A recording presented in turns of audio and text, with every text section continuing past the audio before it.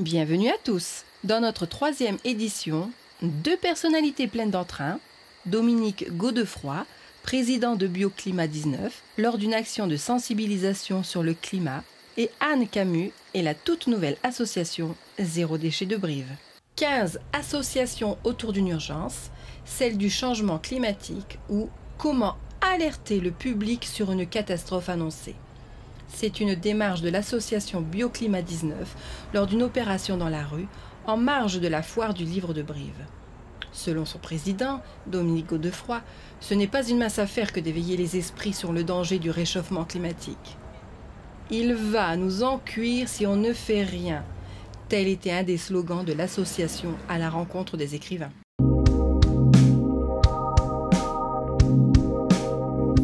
Brive, 2 fois la ville la plus chaude de France durant la dernière décennie, avec 2 records de maximale d'été. Et puis on constate des sécheresses à répétition depuis plusieurs années. L'an dernier, on a battu le record de la sécheresse sur Brive, pour Brive. Là, voilà, donc moins 35% l'an dernier.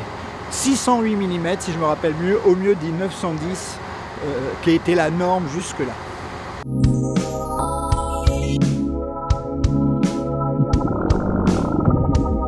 Ben, le but, donc on est quand même l'endroit le mieux placé en France puisqu'on détient le record. Donc moi je pense que c'est d'ici qu'un mouvement sur le climat doit partir. Hein. Je veux dire, ça ne sera pas dans les endroits qui ne sont pas encore affectés lourdement. C'est ici, c'est le lieu idéal pour faire un mouvement. Voilà. Donc c'est un mouvement d'éveil des citoyens. Il faut quand même prendre en considération ce problème qui va affecter toute la planète, qui va nous affecter. Et à chaque fois, chaque jour qu'on attend, c'est quand même, ça peut devenir trop tard au bout d'un moment.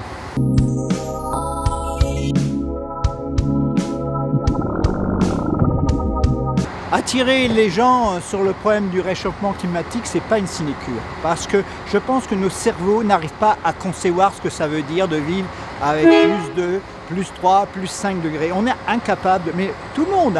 Premier débat sur le climat, débat sur le climat, allez.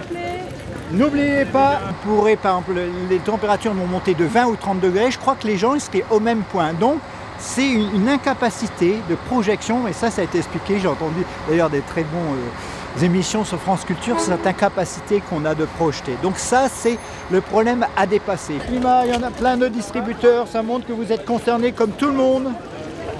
Tout le monde est concerné. Il faut trouver les leviers par lesquels on va pouvoir faire agir les gens. Voilà, c'est pas facile, rien n'est facile.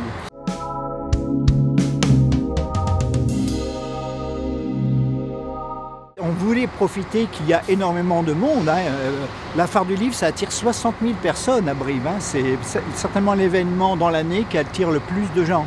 Des gens de tous bords, voilà, qui ne pensent pas forcément au changement climatique. Mais d'après les premiers sondages, on a distribué quelques tracts, tout ça, on s'est informé, les gens, ils ont quand même conscience de ça. Mais simplement, ils se sentent tellement démunis, puis tellement hors des propositions. Nous, on veut construire d'abord des conférences après. Là, c'est l'éveil. Ce week-end, c'est l'éveil. Après, on veut faire un programme où on a des spécialistes là qui feront avec des supports de films, par exemple. On fera des conférences et après des propositions. Moi, j'ai déjà écrit des propositions. J'attends un peu de voir comment déjà ce premier acte se passe avec tout le monde, avec les décideurs, pour savoir s'ils sont décidés de nous suivre.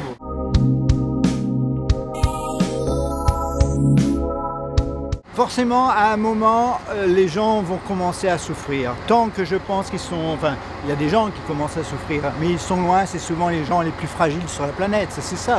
Pour l'instant, le réchauffement ou les grandes catastrophes, elles nous touchent pas particulièrement. On a chaud peut-être l'été, mais elles touchent déjà des millions d'hommes en ce moment, mais qui sont en Afrique, en Asie, loin, voilà, on s'en occupe pas trop. Mais un jour, l'ONU prévoit, par exemple, dans les 30 prochaines années, 250 millions de personnes qui vont devoir quitter l'endroit où ils habitent. 250 millions, par exemple. Si on prend au niveau des proportions et de ce qui reste comme territoire, ça veut dire, par exemple, si on fait quelque chose au niveau de la France, ça veut dire qu'on doit accueillir à ce moment-là 5 millions de personnes, alors qu'on est incapable d'accueillir 30 000 migrants qui ont d'autres problèmes. On voit l'étendue. Je veux dire, si on ne prend pas Si on ne prend pas tout ça en considération, on va arriver à des affrontements, parce que forcément, il y aura quand même quelque chose de grave qui va se passer. Donc il faut se placer, il faut avoir conscience de ça.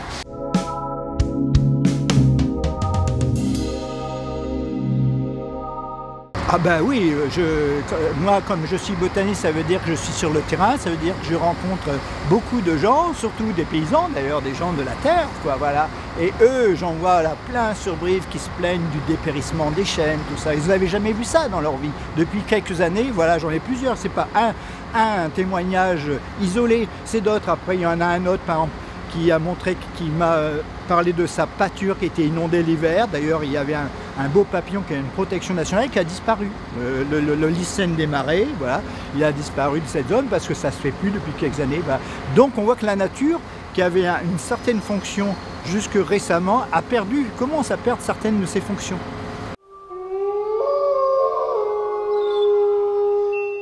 C'est lors de la première assemblée de la toute nouvelle association Zéro Déchet de Brive que nous avons pu mesurer le réel engagement de sa présidente, Anne Camus. Une démarche pleine de lucidité et de tolérance qui fera, sans aucun doute, des émules chez ceux qui pensent qu'il est nécessaire de réduire à la source nos déchets. Anne posera un problème majeur de notre société, la surconsommation comme doudou.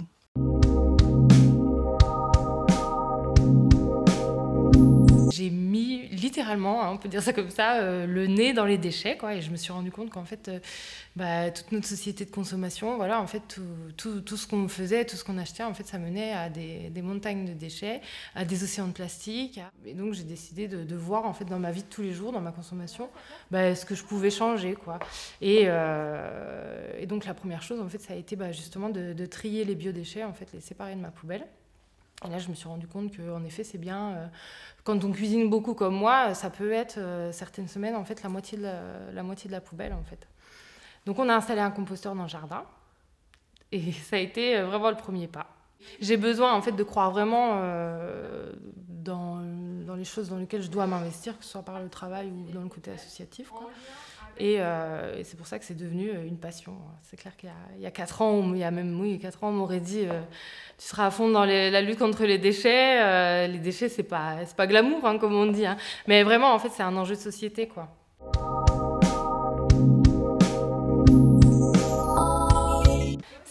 Je suis d'accord avec vous, c'est une utopie. Et faut savoir que ce mouvement-là, en fait, il est surtout né de l'anglais zero waste. Et waste, en anglais, ça veut dire déchets et gaspillage. Donc, en fait, c'est vraiment réduire à la source au maximum les déchets qu'on peut créer et vraiment lutter contre le gaspillage. Après, on n'est pas des extrémistes. Hein, voilà, pour moi, c'est une utopie, je suis d'accord avec vous, de se dire je fais du zéro déchet. Voilà, moi, je ne suis pas à zéro déchet, hein, voilà, et je ne veux surtout pas culpabiliser les gens. Et ce que je dis généralement, c'est chacun fait en fonction de son temps, de son budget et de ses besoins. C'est comme vouloir commencer sur tous les fronts, quoi. On ne peut pas commencer à réduire les déchets dans la salle de bain, dans la cuisine, dans les courses. Voilà, on ne peut pas tout faire en même temps, quoi. Mais en fait, juste en modifiant des petites choses complètement anodines en fait, de notre quotidien, on peut commencer à réduire ces déchets.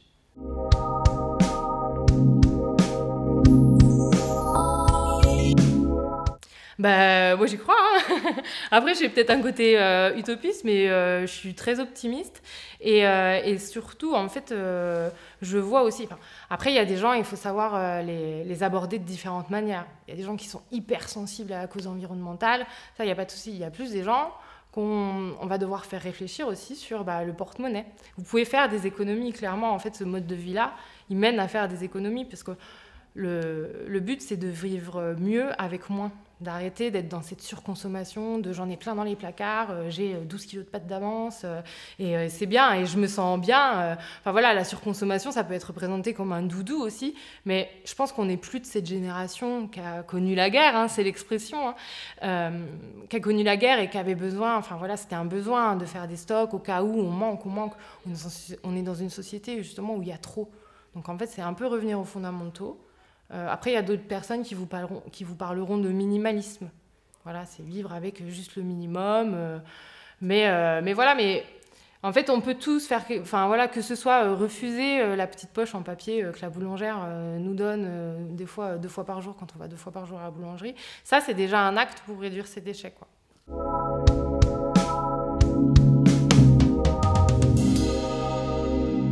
Alors, auprès du public, on a j'ai commencé, on a commencé en fait à essayer déjà de fédérer autour de cette question du zéro déchet. Donc on a fait des rencontres, des apéros zéro déchet, hein, comme on dit, ou des pique-niques aussi. Donc voilà, donc dans un premier temps, c'était, et par le biais de la page zéro déchet Brive, hein, sur Facebook, c'était déjà d'essayer de voir en fait s'il y avait des gens intéressés sur le bassin de Brive, sur ces questions-là. Et il y a des gens, on est plus de 350 là, sur la page. Et donc concrètement, en fait, les actions qui vont être en place, c'est créer dans un premier temps déjà des ateliers de faire soi-même.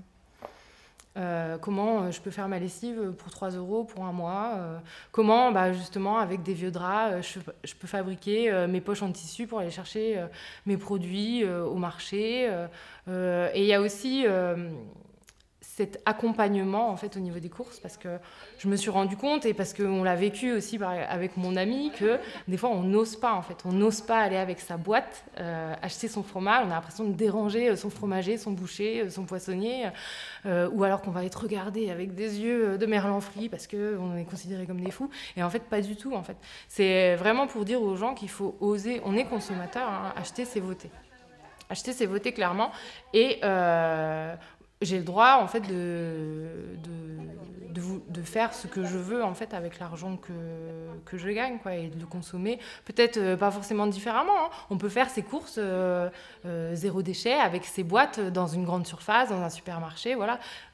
Après, nous, on préfère sensibiliser les gens justement d'aller au marché et de faire vivre les producteurs locaux, mais voilà, c'est tout à fait possible.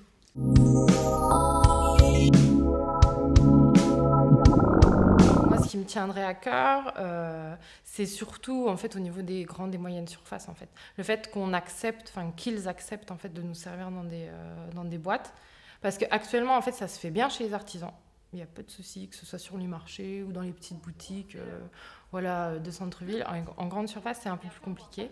Et moi, quand ça m'arrive, en fait, quand ils refusent, je dis simplement, d'accord, du coup, je ne vais pas acheter votre produit. Mais essayez, en fait, poser la question à votre chef de rayon lors de votre prochaine réunion de travail.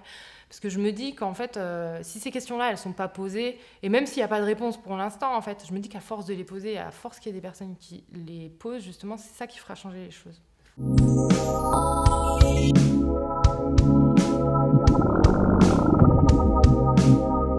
On parle beaucoup de transition écologique, de toutes ces choses comme ça. Moi, je pense qu'en fait, les pouvoirs publics, au bout d'un moment, vont se rendre compte qu'il y a vraiment, en fait, des niches aussi d'emploi là-dedans, quoi, et qu'il va falloir s'y mettre, quoi. Et ce mouvement-là aussi, il fait vivre quand même l'économie circulaire et locale, quoi. Surtout parce qu'en fait, mon argent, quand je me répète avec mon marché et mon boucher, quoi. Mais voilà, il y a quelque chose qui circule en ce moment sur les réseaux sociaux.